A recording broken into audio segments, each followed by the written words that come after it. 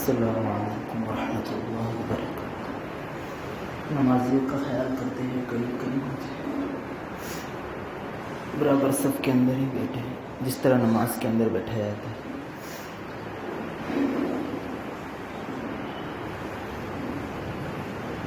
الحمد للہ نحمده ونستعینه ونستغفره ونؤمن به ونتوکل علیہ ونعوذ باللہ من شرور انفسنا ومن سیئات اعمالنا، من يهد الله فلا مضل له ومن يضلله فلا هادي له، ونشهد ان لا اله الا الله وحده لا شريك له، ونشهد ان سيدنا ومولانا محمدا عبده ورسوله۔ فأعوذ بالله من الشيطان الرجيم، بسم الله الرحمن الرحيم۔ شهر رمضان الذي أنزل فيه القرآن وهدى للناس وبينات من الهدى والفرقان۔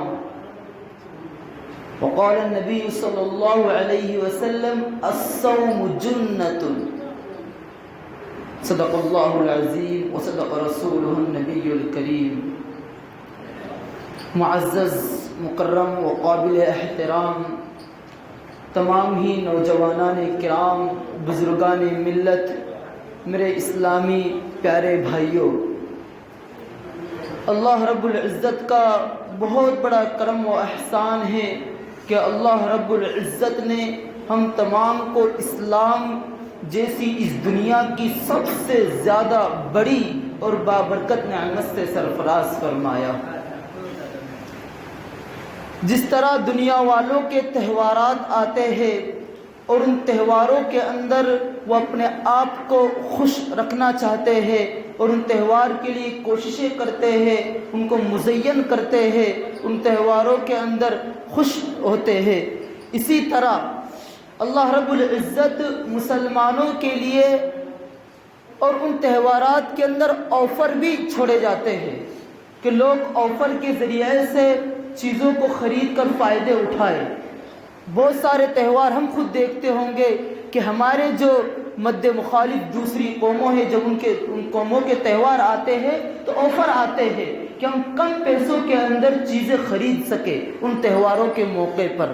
اسی طرح اللہ رب العزت بھی جب اسلامی تہوار آئے یا جب اسلام کے ایسے دن آئے جن دنوں کے اندر مسلمان اللہ رب العزت کی طرف دوڑ کر جاتے ہیں، مسلمان نماز زیادہ تر پڑھنے کے لیے بڑھ جاتے ہیں، مسلمان اللہ رب العزت کی عبادت زیادہ کرتے ہیں، ان دنوں کے اندر اللہ رب العزت بھی ہمارے لیے آفر چھوڑ دیتے ہیں۔ ہماری عبادتوں کا ثواب زیادہ بڑھ جاتا ہے، نیکیوں کا جو ہم نیکیاں کرتے ہیں، جب ہم ثواب کرتے ان کا جو ثواب ہوتا ہے وہ اللہ رب العزت زیادہ بڑھا دیتے ہیں۔ نماز پڑھتے نماز کا ثواب بھی زیادہ بڑھا دیتے ہیں۔ قریب ہی رمضان مبارک کا جو تمام مہینوں کے اندر سے سب سے زیادہ عظمتوں، برکتوں اور رحمتوں والا مہینہ ہے، وہ مہینہ ہمارے سروں پر منڈلا رہا ہے۔ قریب ہی ہے کہ رمضان جیسا پیارا اور عظمت والا مہینہ ہم تمام کے درمیان کے اندر حائل ہو جائے۔ تو ہم تمام کو چاہیے کہ رمضان جیسے پیارے مہینے کے اندر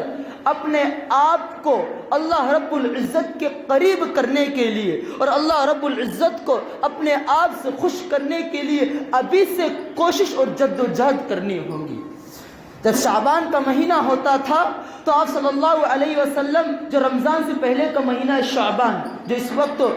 ہم شعبان کے مہینے سے گزر رہے، تو اس مہینے کے اندر آپ صلی اللہ علیہ وسلم کی عبادتیں زیادہ بڑھ جاتی تھی، آپ رات کی نمازیں زیادہ پڑھنے لگ جاتے تھے، اور حضرت عائشہ سے کہتے کہ رمضان مبارک کے مہینے کی میں تیاری کر رہا ہوں کہ رمضان مبارک کے اندر زیادہ نمازیں پڑھنے سے، زیادہ روزے رکھنے سے میرے دل کو تکلیف نہ ہو، میں اکتا نہ جاؤں، اس لیے ابھی سے یہ پریکٹس کر رہا ہوں کہ رمضان کے مہینے کے اندر میں زیادہ تر اللہ رب العزت کی عبادت کروں۔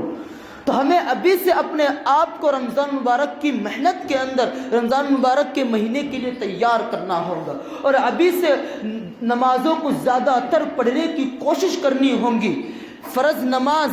تو ہم تمام کے لیے ضروری ہے اگر ہم فرض نماز نہ پڑھے تو ہمارے لیے گناہ لکھ دیا جاتا ہے۔ ہو سکتا ہے کہ سنتوں کے اندر، واجبات کے اندر، واجبات بھی ہمارے لیے کرنا بے حد ضروری ہے، سنتوں کے اندر ہم تمام سے کوتاہیاں ہو جاتی ہے، لیکن رمضان مبارک کا جو مہینہ ہے جس کے اندر پورے مہینے کے روزے رکھنا ہمارے اوپر فرض ہے۔ ہر مسلمان مرد عورت جو بالغ ہو جائے اس کے اوپر رمضان مبارک کے روزے رکھنا فرض ہے، اور فرض کام اگر ہم نہیں کرتے تو اس کے اوپر ہمیں گناہ ہوتا ہے اور اللہ رب العزت کے پاس اس کی سزا بھی ہمیں دی جاتی ہے۔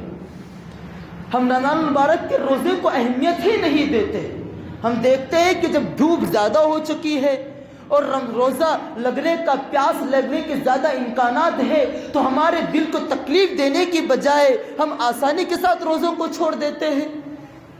اللہ رب العزت کا جو پیارا دین اللہ رب العزت نے ہم تمام کو دیا ہے، میں آپ کو کہتا ہوں اس کے اندر ذرہ برابر بھی مشکلات نہیں ہے۔ الدین یسر،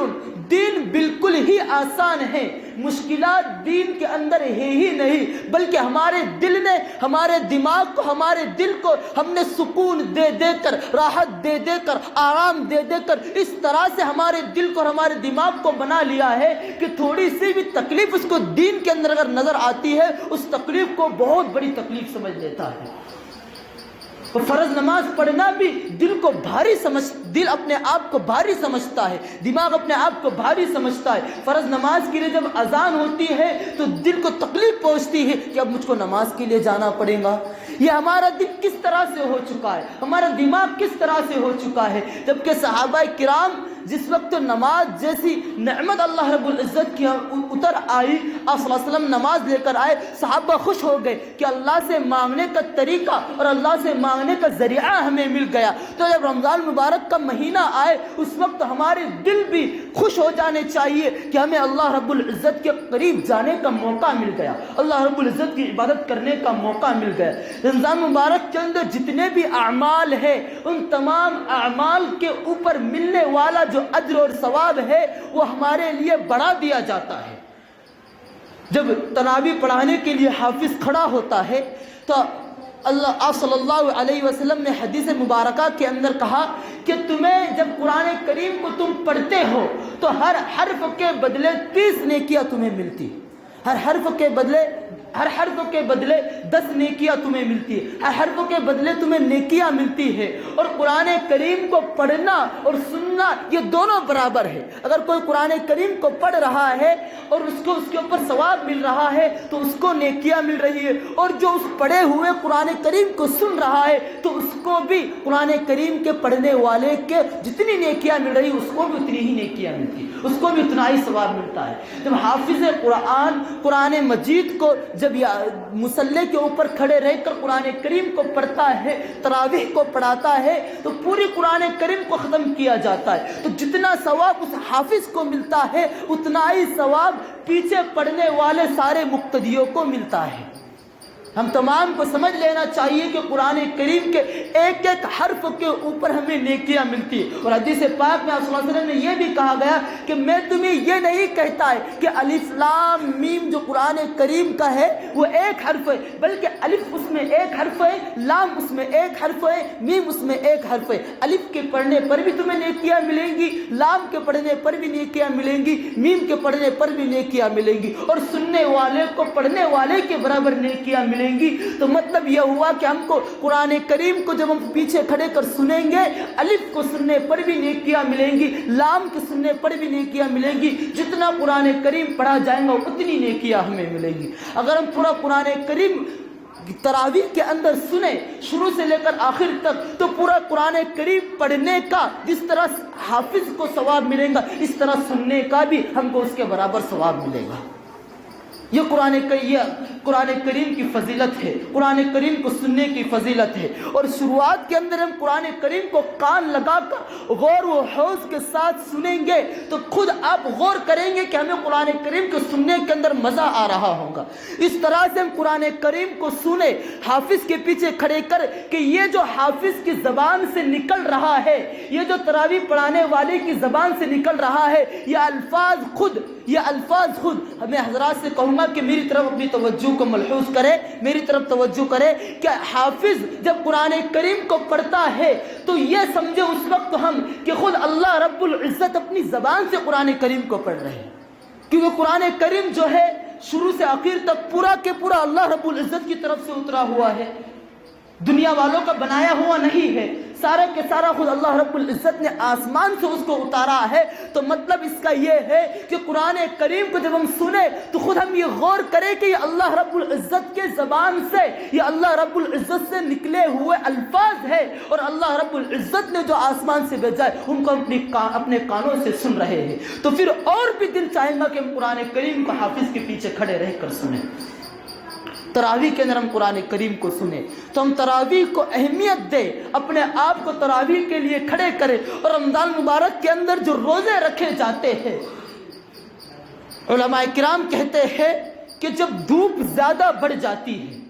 دھوپ زیادہ بڑھ جاتی ہے اور اس دھوپ کی کشش کی وجہ سے، اس دھوپ کے زیادہ ہو جانے کی وجہ سے وہ ہمارے بدن کے اوپر اثر کرتی ہے، دھوپ اثر کرنے کی وجہ سے ہمیں اس کی وجہ سے پیاس لگتی ہے اور ہم پانی روزے کے اندر نہیں پی سکتے، تو پیاس لگنے کی وجہ سے ہم پانی جب نہیں پیتے ہیں تو سارا بدن ہمارا گرم ہونے لگتا ہے، سارا بدن ہمارا گرم ہونے لگتا ہے، بدن کے اندر کا ہر ایک بال ہمارا گرم ہونے لگتا ہے، اس کی تپش کی وجہ سے جسم ہمارا جس طرح گرم ہوتا ہے، تو اس گرمی کی وجہ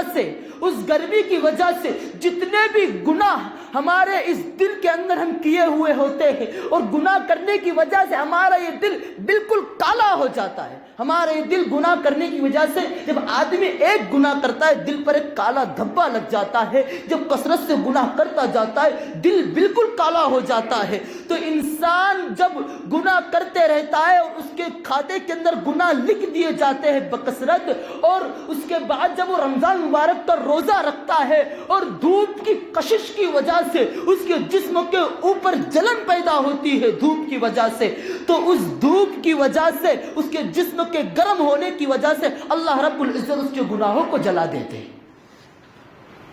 تو ہم دھوپ کے زیادہ بڑھنے کی وجہ سے یہ کہہ کر کہ ہمیں زیادہ پیاس لگیں گی، ہم پیاس کو برداشت نہیں کر پائیں گے کہ ہم اللہ رب العزت کی جو اللہ رب العزت نے نعمت ہمیں عطا کی ہے وہ پیاس کی وجہ سے اس نعمت سے فائدہ اٹھانا ہم چھوڑ دیں۔ ہم سال بھر اتنے گناہ کیے، ان تمام گناہوں کو ہمیں چاہیے کہ ہم تمام گناہوں کو مٹا دیں رمضان مبارک کے اندر روزے رکھ کے۔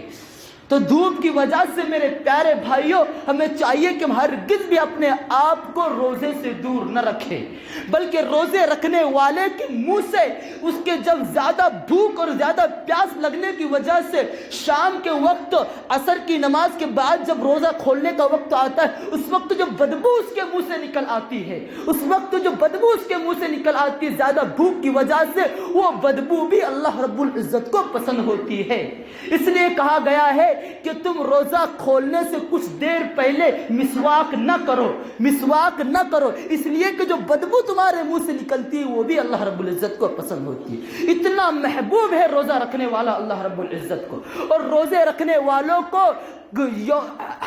حشر کے دن جس وقت ہمارا حساب لیا جائے گا، جتنے لوگ روزہ رکھ کر تکلیف کو برداشت کر کے آئے ہوئے ہوں گے ان تمام لوگوں کی مہمان نوازی خود اللہ رب العزت اس وقت کریں گے، اور روزے نہ رکھنے والے خود اپنی آنکھوں سے ان کو دیکھیں گے کہ کاش میں بھی روزے رکھ لیتا اور میں بھی اللہ رب العزت جو مہمان نوازی کر رہے ہیں ان مہمانوں کے ساتھ شامل ہو جاتا۔ تو ہم تمام کو چاہیے کہ رمضان مبارک کے اندر جو آفر اللہ رب العزت کی طرف سے ہمارے لیے آئے ہوئے ان تمام آفر سے فائدہ اٹھائے اور رمضان مبارک کی قدر کرے، رمضان مبارک کے اندر ابھی سے یہ نیت کرے، یہ عزم کرے، اللہ رب العزت سے سچی نیت کرے کہ یا اللہ میں رمضان کے سارے روزے رکھوں گا، اور رمضان کے اندر شروع سے لے کر آخر تک تراویح کے اندر پوری کی پوری قرآن کریم کو سنوں گا۔ اللہ رب العزت ہم تمام کو عمل کرنے کی توفیق عطا فرمائے۔ وآخر دعوانا الحمدللہ رب العالمین۔ جن حضرات کی سنتیں باقی ہے اپنی سنتوں کو مکمل کر لیجیے۔